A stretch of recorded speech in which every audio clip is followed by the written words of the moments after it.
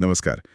आज हम एक बड़े सवाल पर बात कर रहे हैं। क्या पुलिस की चार्जशीट और फाइनल रिपोर्ट ऑनलाइन होनी चाहिए सबके लिए? हाँ, ये सवाल काफी अहम है और इस पर सुप्रीम कोर्ट ने हाल ही में एक फैसला भी दिया है। बिल्कुल, हम बात कर रहे हैं सौरव दास बनाम यूनियन ऑफ इंडिया मामले की। 20 जनवरी 2023 का फैसला है ये। जी। याचिकाकर्ता की मांग सीधी थी कि भाई सीआरपीसी की धारा 173 के तहत जो चार्जशीट फाइल होती है उसे राज्यों की वेबसाइट पर डालो मुफ्त में। और उन्होंने youth bar association of India case का हवाला भी दिया, जिसमें कोर्ट ने कहा था कि एफआईआर 24 घंटे में ऑनलाइन करो। हाँ, वो एक महत्वपूर्ण पॉइंट उठाया था उन्होंने। उनका तर्क ये था कि अगर एफआईआर जो मतलब सिर्फ शुरुआती शक है वो पब्लिक हो सकती है, तो चार्जशीट क्यों नहीं, जिसमें पूरी जांच का नतीजा होता है? इससे तो पारदर्शिता बढ़ेगी।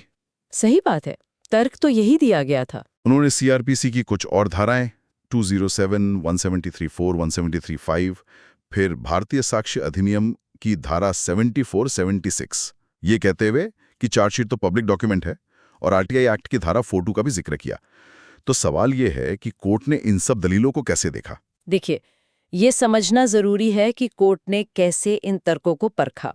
सबसे पहले वो यूथ बार एसोसिएशन वाला मामला। कोर्ट ने साफ कहा कि एफआईआर ऑनलाइन करने का निर्देश मुख्य रूप से आरोपी के अधिकारों के लिए था। अच्छा, आरोपी के लिए? हाँ, ताकि उन्हें पता चले कि मामला क्या है, वो जल्दी से कानूनी मदद ले सकें, मतलब उन्हें बेवजह परेशानी ना हो। इसका मकसद आम जनता को जांच की पूरी कहानी बताना नहीं था। मतलब एफआईआर ऑनलाइन करने का उद्देश्य बहुत सीमित था। बिल्कुल। फिर कोर्ट ने कहा कि चार्जशीट को पब्लिक करना सीआरपीसी की जो पूरी योजना है उसके ही खिलाफ जाएगा। सीआरपीसी की धारा 207 और 173 ये साफ कहती हैं कि चार्जशीट और उससे जुड़े जो भी कागजात हैं उनकी कॉपी सिर्फ और सिर्फ आरोपी को मिलनी चाहिए, किसी और को नहीं। यानी कोर्ट का मानना था कि अगर चार्जशीट ऑनलाइन कर दी गई तो ये न सिर्फ कानून के खिलाफ होगा, बल्कि शायद आरोपी, पीड़ित या जांच एजेंसी के अधिकारों का भी हनन हो सकता है। आपने सही समझा। कोर्ट का यही मानना था कि इससे इन सब के अधिकार प्रभावित हो सकते हैं। एफआईआर और चार्जशीट को एक तराजू में नहीं तौला जा सकता इस मामले में। अच्छा, फिर वो जो पब्लिक डॉक्यूमेंट वाली बात थी, साक्ष्य अधिनियम की धारा 74 का हवाला देके। हाँ, वो भी एक अहम दलील थी, लेकिन कोर्ट ने उसे बिल्कुल नहीं माना, सिरे से खारिज कर दिया। लेकिन क्यों? कोर्ट ने उसे पब्लिक डॉक्यूमेंट क्यों नहीं माना, ये जानना जरूरी है। कोर्ट ने कहा कि चार्जशीट और उसके साथ जो बयान वगैरह होते हैं वो दस्तावेज धारा 74 के तहत पब्लिक डॉक्यूमेंट की परिभाषा में फिट ही नहीं बैठते। तो फिर वो क्या है?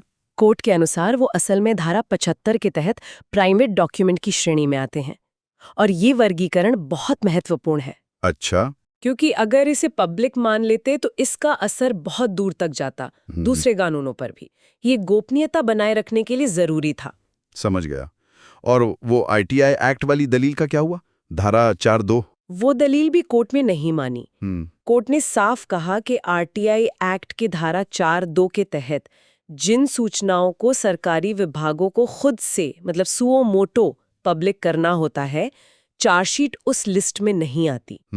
ऐसा कोई कानूनी कर्तव्य नहीं है कि चार्जशीट को वेबसाइट पर डाला जाए। तो मतलब कुल मिलाकर नतीजा ये निकला कि सुप्रीम कोर्ट ने सौरव दास की याचिका खारिज कर दी। जी हाँ। और ये साफ कर दिया कि राज्यों को सीआरपीसी धारा 173 वाली चार्जशीट अपनी वेबसाइट पर डालने की कोई जरूरत नहीं है। बिल्कुल, निचोड़ यही है। कानून जो है वो एफआईआर और चार्जशीट की पब्लिक एक्सेस को लेकर एक साफ लाइन खींचता है। एफआईआर की सीमित जानकारी वो भी मुख्य रूप से आरोपी की सुविधा के लिए ऑनलाइन है, लेकिन चार्जशीट जिसमें जांच के काफी संवेदनशील और विस्तृत नतीजे होते हैं उसे गोपनीय रखा गया है। और इसका कारण वही आरोपी, पीड़ित और जांच की प्रक्रिया, इन सबके हितों की रक्षा करना, जैसा कि सीआरपीसी, साक्ष्य अधिनियम और आरटीआई एक्ट में भी झलकता है। तो ये फैसला एक तरह से पारदर्शिता की मांग और कानूनी प्रक्रिया की जो जरूरतें हैं उनके बीच एक संतुलन बनाने की कोशिश है। हाँ, कह सकते हैं। पर यह सोचने पे भी मजबूर करता है कि क्या यह संतुलन हमेशा ऐसा ही रहेगा, या आने वाले वक्त में जैसे तकनीक बदल रही है, समाज की उम्मीदें बदल रही हैं, क्या ये इस संतुलन पर फिर से सोचने की वजह बन सकती हैं? ये एक अहम सवाल है।